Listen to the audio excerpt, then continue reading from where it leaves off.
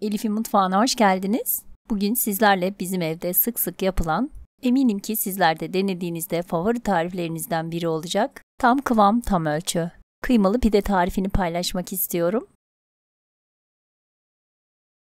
Öncelikle hamurumuzu yoğuralım. Yoğurma kabına 1 su bardağı ılık suyu alalım.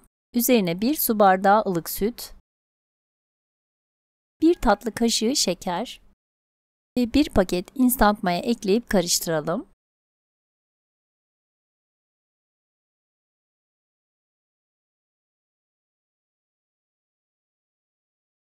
Üzerini kapatalım, 10 dakika kadar bekletelim. Daha sonra üzerine 1 çay bardağı sıvı yağ, 4 su bardağı un ekledim.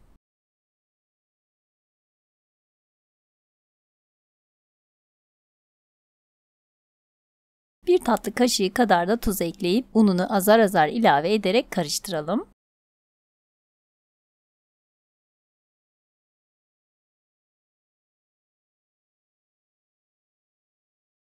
Hamur toparlandığında spatulayı içerisinden alalım, ununu azar azar ilave ederek yoğuralım.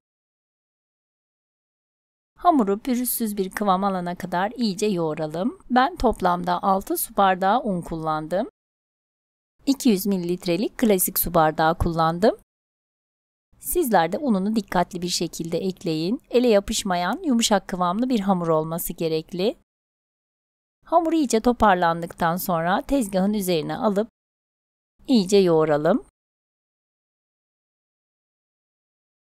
Daha sonra tekrar yoğurduğumuz kabın içerisine alıp üzerini kapatalım ve ılık bir ortamda yaklaşık 1 saat kadar mayalanmaya bırakalım.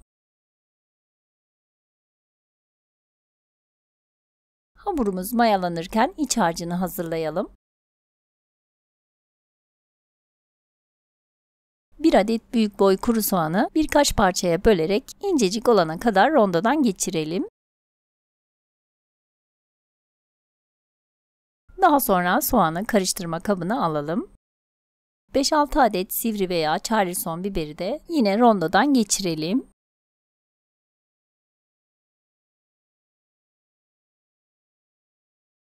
Ve karıştırma kabına alalım.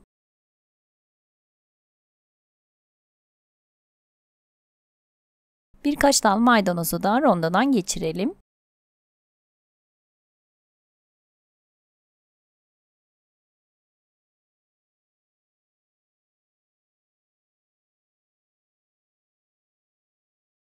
Ben maydanozun iyi çekilmesi için üzerine domatesi ekledim. 2 adet orta boy domatesi kabuklarını soyarak üzerine ekleyelim. Tekrardan rondodan geçirelim.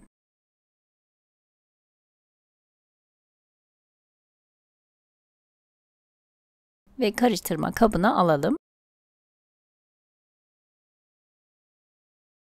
Üzerine 400 gram orta yağlı kıyma, yarım çay bardağı su. Benim kıymam az yağlı olduğu için çeyrek çay bardağı kadar sıvı yağ ekledim. Sizler yağlı kıyma kullanacaksanız sıvı yağ eklemenize gerek yok. Daha sonra 1 tatlı kaşığı kadar tuz, 1 çay kaşığı kadar pul biber, yarım çay kaşığı kadar karabiber ekledim. Tuz ve baharat miktarını damak zevkimize göre ayarlayalım.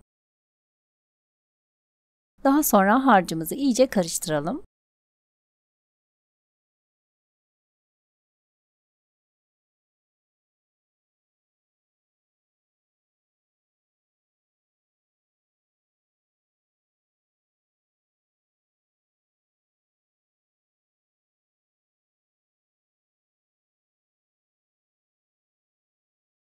Mayalanan hamurumuzun havasını alarak tezgahın üzerine alalım.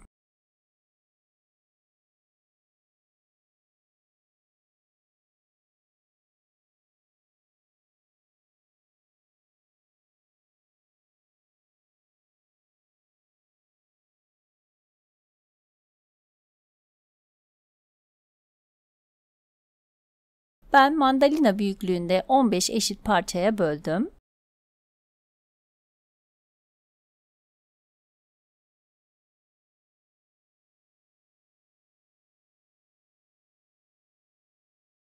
Hamurlarımızı yumaklayalım. Un serpilmiş tabağın içerisine yerleştirelim.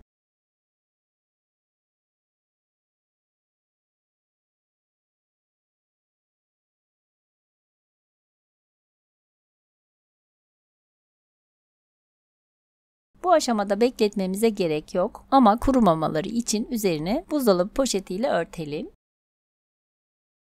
Tezgahın üzerine hamur yapışmayacak kadar biraz un serpelim ve videoda gördüğünüz gibi oval bir şekilde açalım. Videoda gördüğünüz gibi çok kalın veya çok fazla ince olmasın.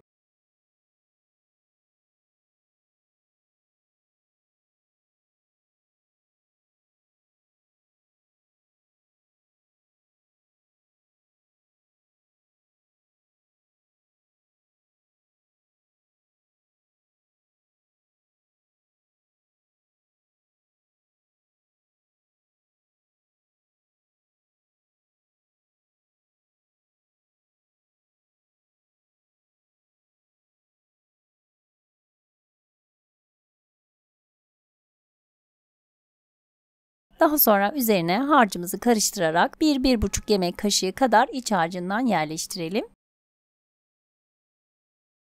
Ve her tarafına eşit şekilde yayalım.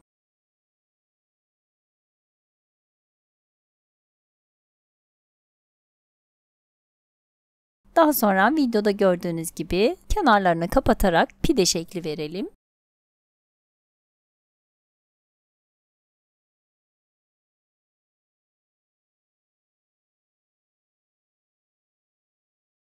Ve yağlı kağıt serilmiş tepsiye yerleştirelim. Ben bir fırın tepsisine 5 tane pideyi sığdırıyorum. Tepsimiz dolana kadar pidelerimizin şeklini verelim.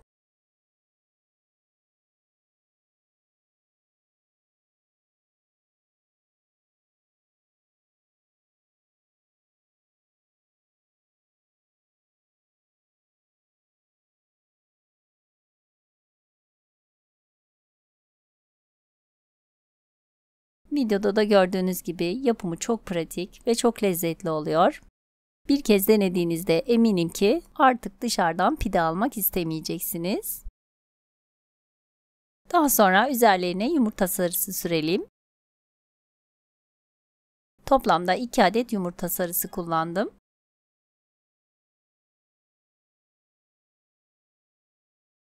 Pidelerimizi hiç bekletmeden 230 derecelik ısınmış alt üst ayar fırında üzeri ve altı kızarana kadar pişmeye bırakalım. Yaklaşık 10-15 dakika içerisinde pişiyor. Kontrollü bir şekilde pişirelim, pidelerimiz kurumasın. Benim fırınımda 15 dakikada pişti. Fırından alalım. Gördüğünüz gibi üzeri de altı da gayet güzel kızardı. Hemen sıcakken üzerine tereyağı sürelim. Veya isterseniz margarin de sürebilirsiniz. Diğer pidelerimizi de aynı şekilde hazırlayıp pişirelim. Videoda da gördüğünüz gibi bayağı bereketli oluyor. Bu tariften tam 15 tane pidemiz çıktı. Pidelerimizi hemen sıcak sıcak servis edelim. Videoda da gördüğünüz gibi harika bir pide oldu. Dilerseniz kıymalı harç yerine kaşarlı, sucuklu, peynirli veya patatesli olarak da yapabilirsiniz. Deneyecek olanlara şimdiden afiyet olsun. Videomu buraya kadar izleyip beğendiyseniz beğeni, yorum ve paylaşımlarınızla bana destek olabilirsiniz. İlginiz için ve özellikle videomu sonuna kadar izlediğiniz için teşekkürler.